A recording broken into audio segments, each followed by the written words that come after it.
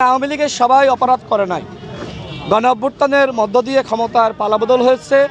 আমি আওয়ামী লীগের নেতাকর্মীদেরকে বলবো যে আপনারা ধানের শীষ প্রতীকে ভোট দিয়ে বিএনপিকে বিজয়ী করুন। কারণ এইবারের নির্বাচনটা কিন্তু স্বাধীনতার পক্ষের শক্তি এবং স্বাধীনতার বিপক্ষের শক্তির নির্বাচন। এই নির্বাচনে যারা আওয়ামী লীগের নেতাকর্মী রয়েছে, যারা কোনো অপরাধ করে নাই, যারা সাধারণ নেতাকর্মী, আমি তাদেরকে বলবো যে আপনারা ধানের শীষ প্রতীকে ভোট দেন এবং আপনারা অবশ্যই যারা অন্যায় করে নাই, অপরাধ করে নাই, তারা বিএনপির কাছে নিরাপদ। আমি তো বারবার বলেছি যে আওয়ামী লীগের সবাই তো অপরাধ করে নাই।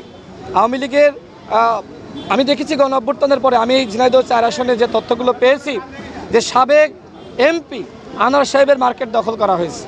আপনি খোঁজ নেন, আনোয়ার সাহেবের কন্যা আছে ডরিন আপা, তার সাথে কথা বলেন। এছাড়া যারা আওয়ামী লীগের চেয়ারম্যান ছিল, মেম্বার ছিল, তাদের কাছ থেকে চাঁদাবাজি করা হয়েছে। কারা করেছে? হাট দখল, বাজার দখল, নদী দখল, পুকুর দখল, এই কাজগুলো কারা করেছে?